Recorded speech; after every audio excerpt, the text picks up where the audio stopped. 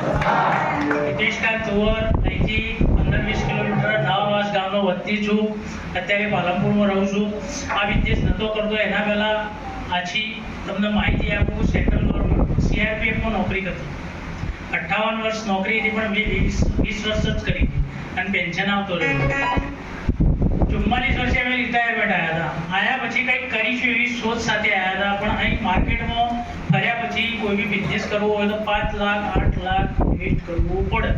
તો 2 મહિના રિસર્ચ કર્યું તો એવું લાગ્યું કે આપણે ઇન્વેસ્ટ કરીશું અને કોઈ બિઝનેસ કરીશું, કદાચ ફેલ જાય તો 20 વર્ષની જે કમાણી લઈને આવ્યા છો અને ધોયાવાળા જેવા પાછા એવા થઈ જશો. તો આ સોચ સાથે મેં બિઝનેસ સ્ટાર્ટ ના કર્યું. સેકન્ડ જોબ મને ઓફર આવી SBI State Bank of India પાલનપુરમાં.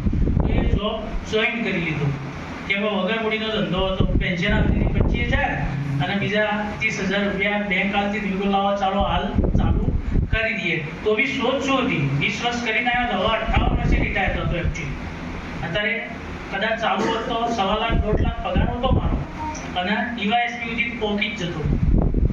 પણ મેં 20 વર્ષ પછી આ નિર્ણય એટલા માટે લીધો હતો કે આપણે નોકરી નથી કરવી, કંઈ બિઝનેસ કરવો છે.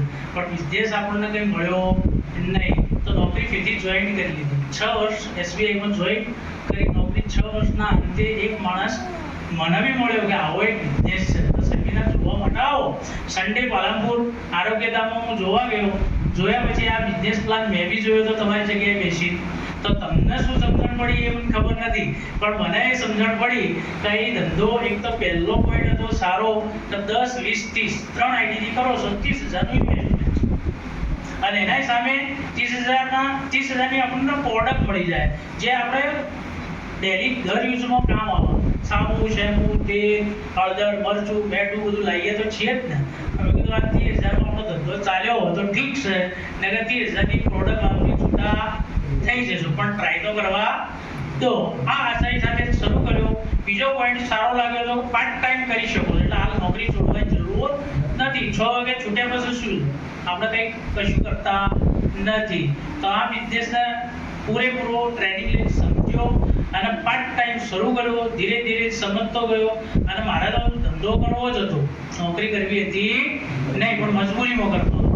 એટલે મેં દિલો જાનથી રોજ 6 વાગ્યા પછી 3-4 માણસોને મળવું એટલે મળવું મારો એક ટાર્ગેટ હતો. તો 15 મહિનામાં મેં SBIની નોકરી રિઝાઇન કરી ફૂલ ટાઈમ ઉતરી ગયો. તો તમારી સમક્ષ આજે બે કરોડથી ઉપર ટર્નઓવર કરી આના બોલવાનો મોકો મળ્યો છે. એટલે બિઝનેસ છે આસાન, પણ સમજવો પડશે. મોંમાં કાઢવું નહીં, જે કરવું છે એ કરવાનું અને એના હાથે કરવાનું. એટલે મજા આવે કે ના આવે? એટલે આપણને તો મજા આવી ગઈ તો મજાથી ધંધો કર્યો, ફૂલ ટાઈમ ઉતરી ગયા આમાં. તો મને પેન્શન આજે મળે છે કેટલું? 25,000 રૂપિયા મળે છે પેન્શન. કયું? Central government. SBI બેંકનું લેવા રહ્યો નથી છતાં એમાં હજી હાઈટે પેન્શન મળતું. તો મને એટલી ખબર પડી ગઈ, આ બિઝનેસનો પ્લાન તમે જોયો, તમને એટલી ખબર પડી ગઈ છે કે ઝાઝા હાથ રળિયામાં ઝાઝા હાથથી કામ વધારે થાય. આપણે એકલા કરતા 25,000 જ મળે, પણ ઝાઝા હાથથી 1 લાખ 1.5 લાખ પર પહોંચી જવું. હાઈટ પહોંચે હોય તો કોઈ રિટાયર કરવા વાળો છે નહીં, તો 1.5 લાખ 1.5 લાખ પહોંચી જશું. પેન્શન મારું આવવા ક્યાં સુધી મળશે? હું જીવું છું ત્યાર સુધી, મારી વાઈફ જીવે છે ત્યાર સુધી જ પેન્શન મળશે. આ પ્લાન શું કહે છે કે તમે છો તો બી પૈસા મળશે, તમે નથી તો તમારી વાઈફને મળશે, તમારી વાઈફ નથી તો બાળકોને મળશે. આ પૈસા તો 3 પેઢીઓથી સાહેબે સમજાયું કે ના સમજાયું? આ પોઈન્ટ મને બહુ ગમ્યો. તો મહેનત તો કેમ કરવાની જ છે, તો આવી મહેનત કેમ ના કરી લઈએ કે પેઢીઓથી પૈસા મળતા રહે? તો તમે બી આવો